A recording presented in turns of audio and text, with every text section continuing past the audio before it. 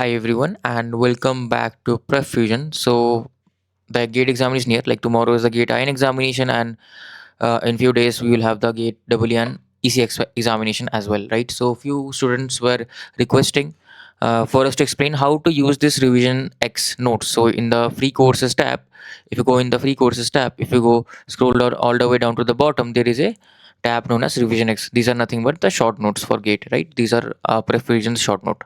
So few students were having doubt how they can use it, how they can utilize it, because the font size is very small. How they can use it for revision? So if you're printing it, maybe then the font size is small. You have to zoom it out or crop it out and then print a single page in two pages. But here, if I show you a basic example, right, this is the network theory short notes, and if you feel like the font size is smaller, there is always this option to zoom, right? So you can always zoom in, and the quality, if you see, it's almost same. Now you can read everything. Okay, so that is one part. That is how you can use the RevisionX note. If the font size is smaller, you can always zoom in. Zoom in option is always there. Zoom it in, right? It's in the website only. Zoom it in. Now how will you use it? So here, if you see, Norton's theorem is written, right? Norton's theorem. If I want to revise it, how will I revise it? So basically, I will have my pen and paper by my side. Correct, I will have my pen and paper by my side, and I will see it. I will not see the whole thing. Okay, I will see the heading, and then I will write down what do I know about Norton's theorem. So I know Norton's theorem. It requires basically what it talks about the current source. So we totally uh, change our equivalent network into a equivalent current source, that is called as an Norton's current source, and a Norton's resistance, that is nothing but RTH. So you can simply revise it. You can write it down by yourself. Then you can see the short notes, and then you observe. Okay, yeah, whatever I thought, it was correct only. So I will show another example. Let's go to analog.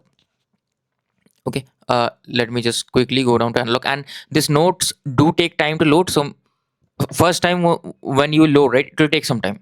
So be patient with it. Next time it will load very faster. So here, if you see, I have op-amp, right? In op-amp, if you see, these are the, if I can zoom in, I can, if I'm not able to read, I will zoom in.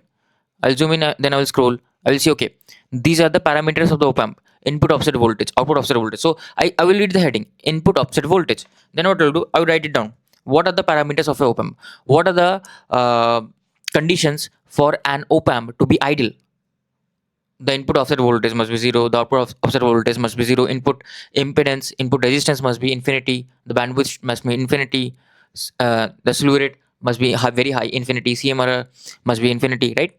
So yeah, so all these things. So that's how you revise. So you see the heading and then you write it down. Not for everything. So few things you already know that you remember, right? So here, let's say, let me go down to the MOSFETs.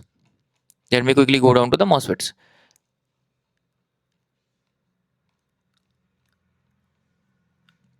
So this is a feedback topology, topology table, right? So maybe these things many students find very difficulty in remembering it. So always, whenever you see, you draw the table, not the answers. You just see the heading, you just see the rows on the first column, and then you write down the answers, and then you verify and match your answers. That's how you know you remember the stuff. I will go to the MOSFETs. This is feedback. In MOSFETs, there will be formula for the GM in linear region, that is in deep triode region, in active, that is in saturation region, right? So all these things are there. So you will see, you can slightly draw the circuit here, and you can derive the output resistance, and then you can verify and match your answer, right? So all these things you can do. Like I'm giving you so many examples. You can also see there will be somewhere GM written, something will be written, right? And you can use it. So yeah, I think that's how you can use the RevisionX notes.